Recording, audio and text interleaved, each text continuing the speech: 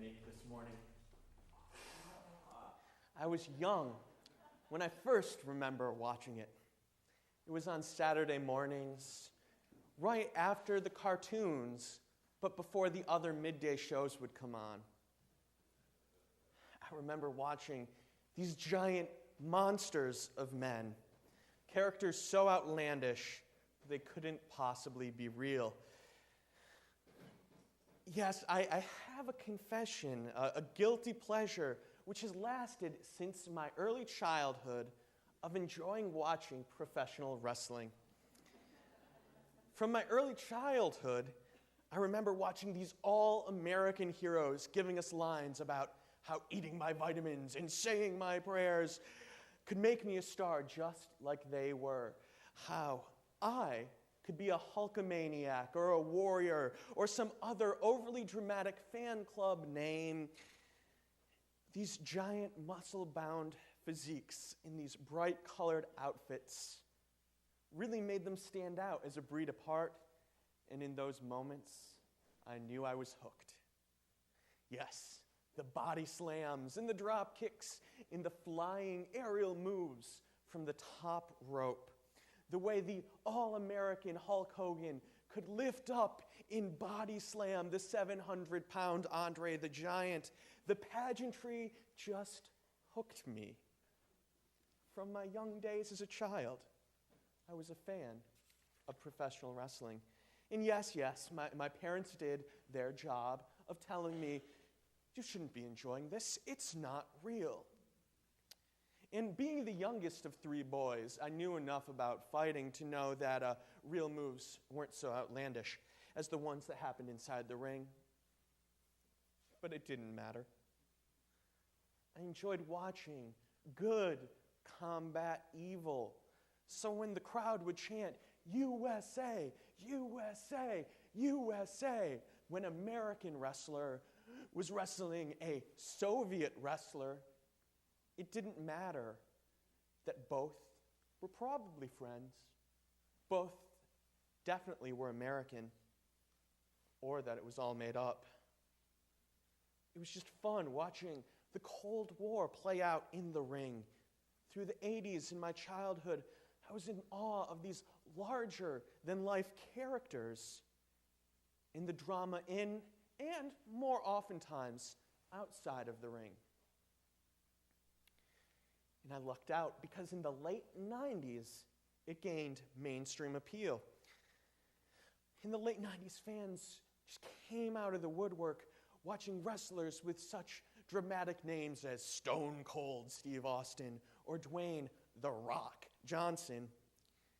The fans just filled up all of the venues, and yes, it was fake. Yes, it was silly. But it was a great time, and mainstream America finally gave in to this guilty pleasure and admitted the fun of what was really a masculine soap opera. For a time, it was publicly okay to admit that I was a fan. And then once I was out in the real world with a disposable income, I would travel to see these shows live. But instead of the high-profile, high-glamour cameras and light shows, I wanted to see the gritty, the raw, the wrestling without all of the glamour. Just seeing these people go out entertaining the small crowds. And it entertained me in a different way than it did when I was younger. I was able to see the humanity in these people. I was actually bigger than most of them. So it put wrestling in perspective. I knew that while it wasn't a real fight, the hurt of being dropped on your head was real. The nature of the event might be camp with fringe and tassels off of spandex, but I had a sense of the artistry and the athleticism required by these performers. And I also learned how little they made unless they were in the top company. They really were artists performing for almost nothing. Performing for the sake of the crowd, for the sake of the craft and the artistry of their form.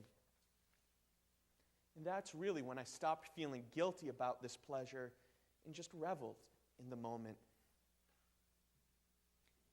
You see, normally a grown man talking about his love for professional wrestling would do it apologetically, sheepishly, as if I shouldn't really be enjoying it. Most of us admitting our guilty pleasures, we'd feel guilty about the pleasure that brings us our mirth.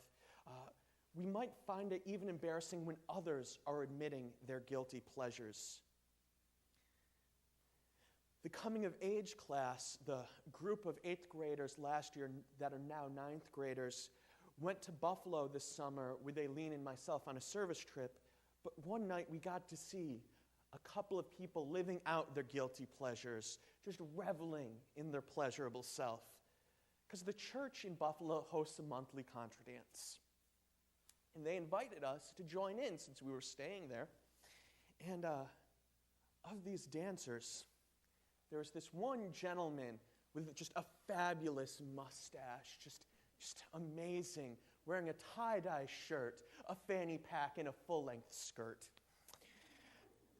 Grown men normally don't dress like this. And there was another character there as well, a man with these short shorts on, a sweatband, and a t-shirt that when he sweat through it from his vigorous dancing, he went to the corner to change and put on a different one. And he was so excited in his dancing that even after the coming of agers, Aileen and myself went downstairs in the basement of the church building, we could hear his stomping through the floors up above. In their own way, these two were geek dancers. Two geek dancers who would have made Fulton proud. Because the genetic code had pressed that button which told them, who cares how you look? Enjoy yourself. In a way, their costumes emphasized how ill-built they were for society, but how much they were just reveling in enjoyment. The pleasure of dancing, the guiltless pleasures, overtook any nervousness they might have had and let them be really true to themselves and dance. And why shouldn't they have fun? And why shouldn't we have fun? What is so wrong with pleasure and enjoyment? Do you remember the first time you went to a dance? Remember the experience of joy, for being alive. Might have been a wedding reception for an older relative, maybe a school dance. I remember the 7th grade school dances, an exciting world of thumping music, in fancy clothes, and going out and moving our bodies in all of the awkwardness of being in that in-between age where the hormones are just rushing so fast that your feet grow whole shoe sizes in the 40-minute class periods. In the discovery of the joy of romantic partners, in dancing in communal pleasure, in the fun of holding hands for the first time. But then what happened? Time went on, and even school dances became less and less about communal enjoyment. My classmates would arrive under the influence, looking to fulfill their desire for pleasure with more dangerous means, because we became too self-conscious to just enjoy ourselves.